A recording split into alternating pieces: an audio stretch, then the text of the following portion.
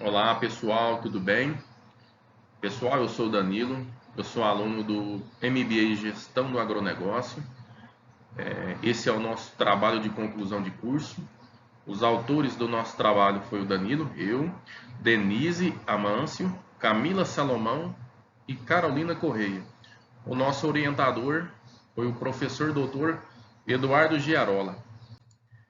Pessoal, para contextualizar o cerne do nosso trabalho, nós vamos falar a respeito de uma cadeia importante e de um elo importante dessa cadeia, que são os distribuidores de insumos. E nós iremos abordar no nosso discorrer do nosso trabalho uma questão muito importante.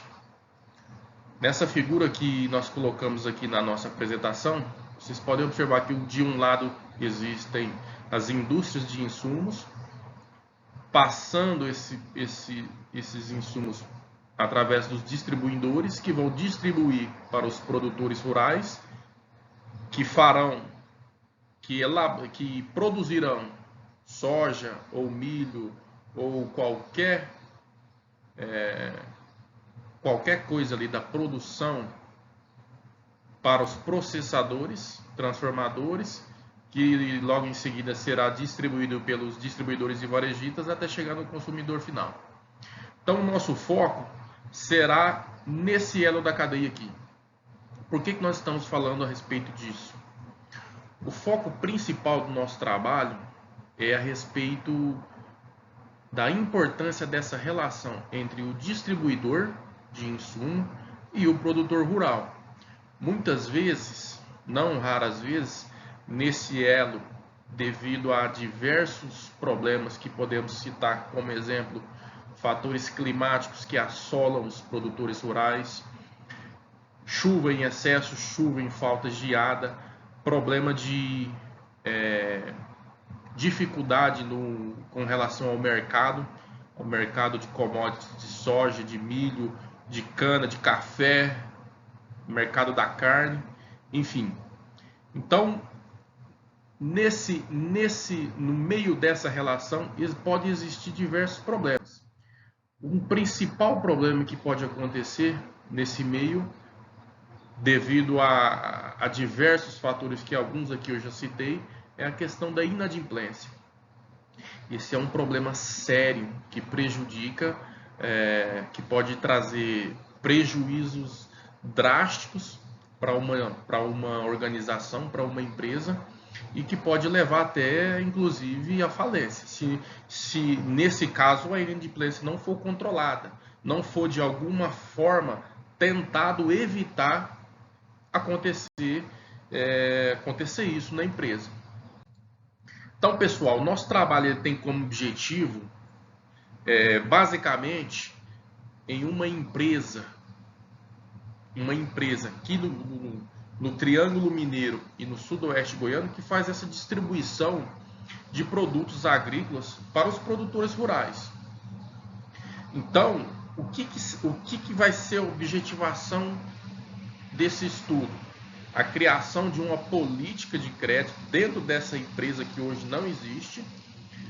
Para quê? Para que seja mitigado esses riscos com a inadimplência. E de que forma que será feito isso? Utilizando ferramentas contábeis de análise de balanço e também ferramentas que não são financeiras. Ferramentas diversas que se basearão em estudo do cliente, em estudo da empresa do cliente, estudo do mercado em que o cliente está ali inserido. No segundo item aqui, solução proposta ou implementada, o que deve ser feito nessa empresa? Essa empresa, através da criação de um analista, de uma política de gestão de crédito, ela deve fazer uma análise criteriosa do histórico financeiro do cliente. E também a criação de uma equipe para essa análise. Então, a primeira coisa eu acredito que seria uma criação de uma equipe, e essa equipe vai fazer a partir de então uma análise criteriosa, ou seja, para avaliar a capacidade de pagamento do cliente, o histórico de crédito desse cliente dentro da empresa e até no mercado, com os concorrentes e tal. Essa equipe vai conhecer a operação do cliente, os produtos que ele comercializa, os riscos do negócio do cliente, vai modelar metodologia de determinação de limite, criar rotina de monitoramento dos riscos e desenvolver uma comunicação eficiente.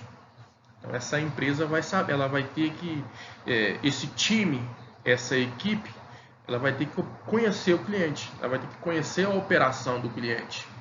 Quais são os pontos fortes desse cliente, quais são os pontos fracos, aonde dentro do negócio do cliente oferece risco, de modo a dirimir, a evitar esse tipo de acontecimento, que é a inadimplência. Como identificar os riscos? Então, um dos deveres principais do gestor do crédito, do analista, dessa pessoa que vai fazer essa pesquisa, é fazer o quê? Algumas perguntas devem ser feitas no momento da análise. Como está o mercado do produto produzido pelo cliente? Então vamos lá. Se o cliente é um produtor de soja, um produtor de milho, um produtor de cana, de café, de carne, boi, como que está o mercado? O mercado está favorável, os preços estão favoráveis, o clima está favorável. Então tudo isso tem que ser analisado. O cliente está com a produção comprometida? Nesse quesito, nós temos que avaliar principalmente a questão de clima, a questão de como está o ambiente externo para isso. Essa produção está comprometida ou ela vai de vento em polvo? Isso tem que ser avaliado. Como está o caixa do cliente? Como é que está esse cliente? Isso deve ser pesquisado. Isso deve ser pesquisado no mercado e tudo mais. O que pode levá-lo ao sucesso? Então, o que esse produtor rural, o que pode levar ele ao sucesso? Na operação dele. Então, se ele trabalha com soja, com milho, com cana, a região que ele está inserido é uma região que oferece um regime de chuva ideal, não acontece veranicos frequentes. Então, se isso acontece, se ele está numa região top, se ele está produzindo bem, se o histórico dele mostra isso, que ele tem bons resultados, então isso são coisas que podem levá-lo ao sucesso. Outra pergunta, o que pode levá-lo a uma dificuldade? Isso é importante. Talvez esse cliente está inserido em uma região em que ele produz soja, mas os regimes de chuva não são adequados para atingir altas produtividades, ou em alguns anos ele atinge altas produtividades, outros anos não consegue obter o mesmo resultado, então isso já vem a ser uma dificuldade. Talvez seja uma região em que o cliente atua, que o cliente produz soja, produz milho, que não tenha condições favoráveis ano a ano. Pode ocorrer oscilações.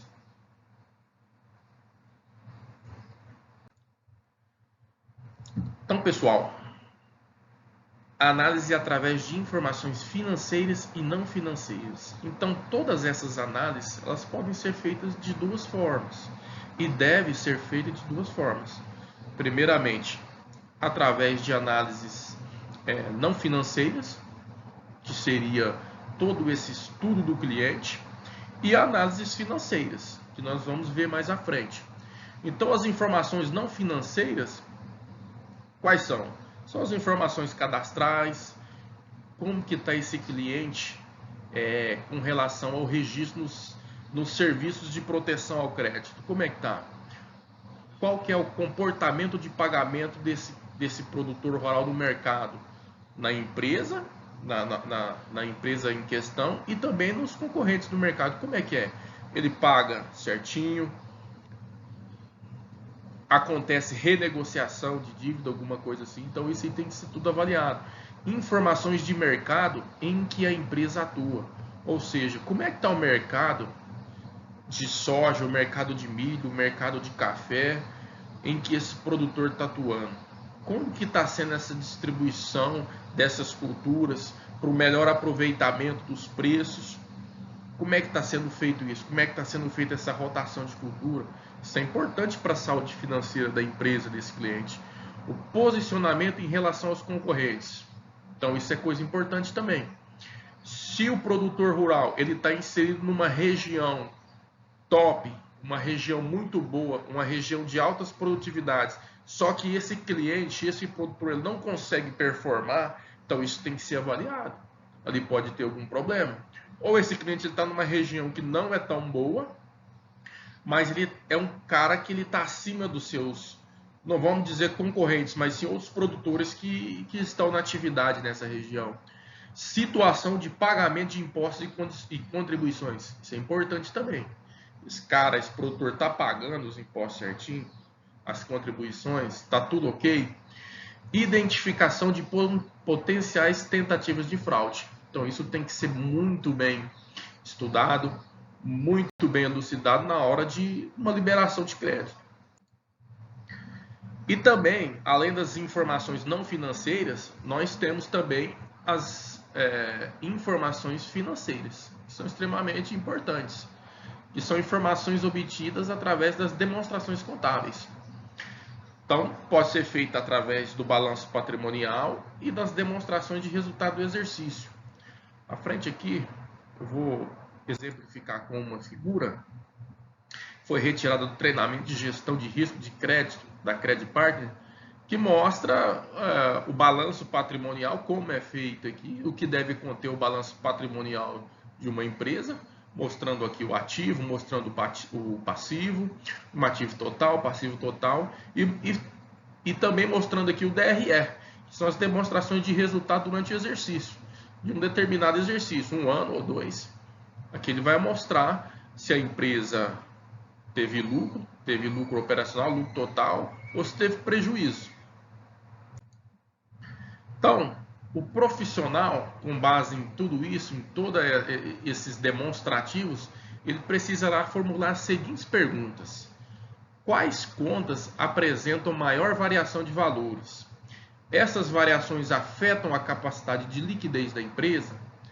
Em termos de resultado, a empresa gerou lucro ou prejuízo? Essas coisas ele vai ser possível avaliar com cautela, tendo em base o balanço patrimonial desse cliente e como que foi o resultado dessa empresa durante um ano. Então, avaliando de forma minuciosa, criteriosa, o profissional vai conseguir identificar. Quarto, as variações das aplicações e fontes de recursos levam a situações favoráveis ou desfavoráveis. Então, esse recurso que ele está aplicando ou que ele está captando, isso vai ser favorável ou vai ser desfavorável a esse produtor? Então, para que essas perguntas tenham respostas, deve-se lançar mão de uma ferramenta indispensável, que é a análise vertical horizontal dos demonstrativos contábeis. Então, para isso, a minha colega Camila vai dar sequência na apresentação e vai poder elucidar melhor algumas dúvidas para vocês. Oi pessoal, meu nome é Camila Ciscoto, faço parte do grupo do nosso colega Danilo, de gestão financeira aplicada ao agronegócio, e vou finalizar aqui a apresentação do nosso grupo. Então, através da análise vertical e horizontal, pode-se apontar o principal credor e como alterou a participação de cada credor relacionado aos 2 anos de exercício analisados. Através da análise vertical, né, a gente pode identificar a participação percentual de cada conta dentro do seu grupo de conta. Exemplo, uma despesa dentro do grupo geral de despesa. Qual que é ali a sua importância dentro daquele grupo?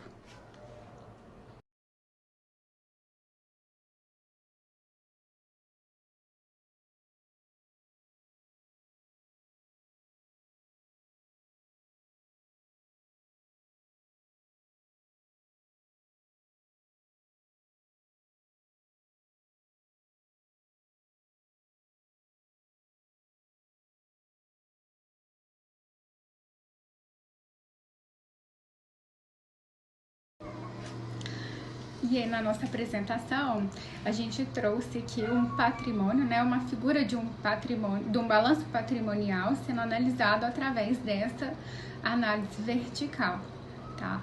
Todos os seus grupos ali de despesas, né, teoricamente, na separação de ativos, passivos, o que é ativo circulante e o que é ativo não circulante.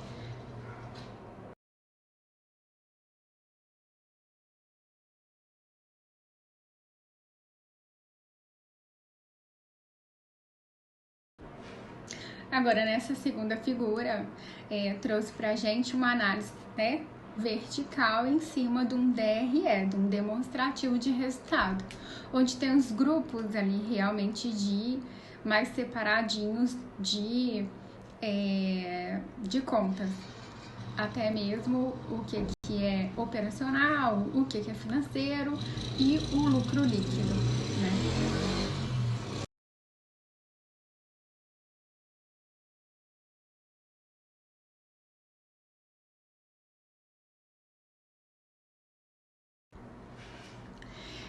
A análise vertical é muito importante para a identificação da composição da formação do resultado. É dessa forma que verificamos quanto cada grupo de despesa e receita em relação às vendas contribui para a formação do resultado líquido da empresa. A análise horizontal é complementar à análise vertical, pois a análise vertical permite verificar a estratégia de alocação de recursos em termos de saldo de contas. Já a análise horizontal permite verificar como esses saldos têm se comportado ao longo do tempo. E através dela a gente consegue identificar a variação contábil em relação ao ano anterior.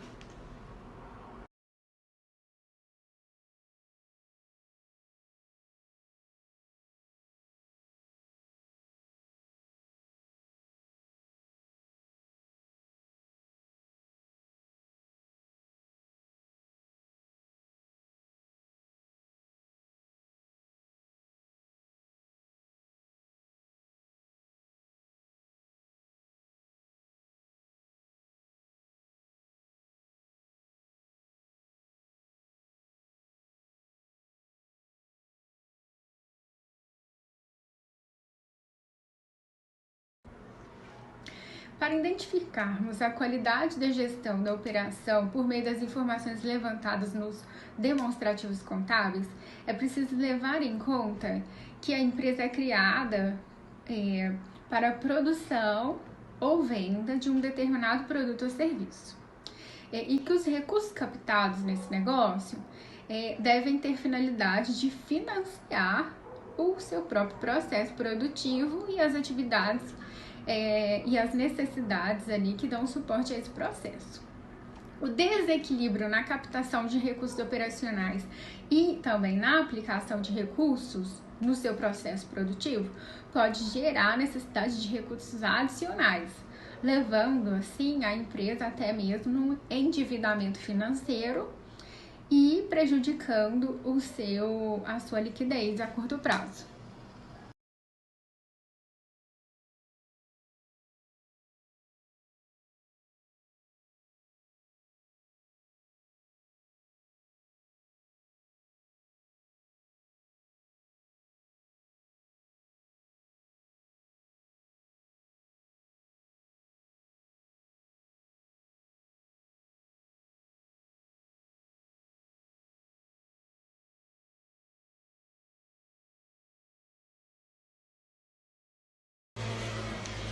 É importante que a empresa tome decisões a partir dessas informações coletadas e defina medidas preventivas para evitar prejuízos.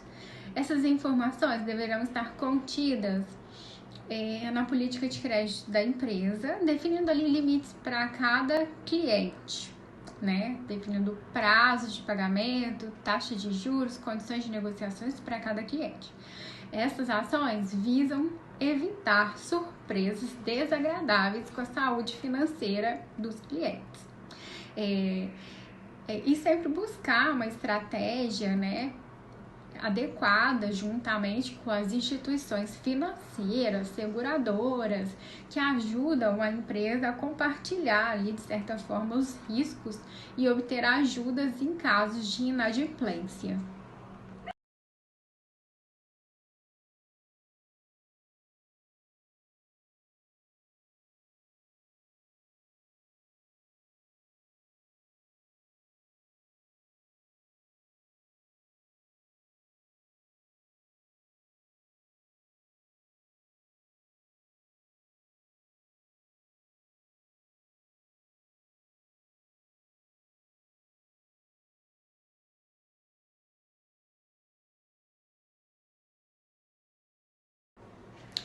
Dentro da nossa proposta de acompanhamento, tá?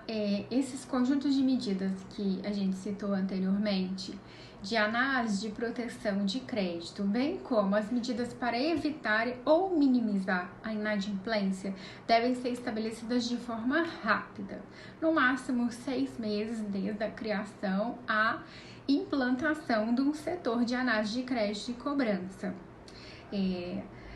Para tal fim, deve ser criado esse setor, né, de análise de proteção de crédito, que atualmente não existe na empresa.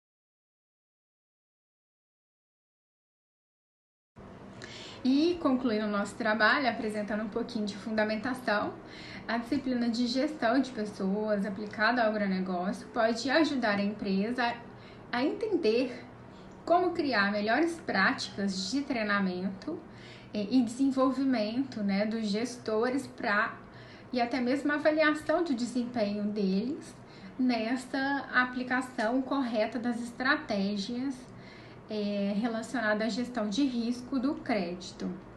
E a disciplina de gestão financeira pode oferecer suporte à empresa para que ela aplique as técnicas e ferramentas financeiras que visam minimizar cada vez mais esses riscos, né? E maximizar ali a riqueza de capital, diminuindo as inadimplências, tá bom, pessoal? Muito obrigada!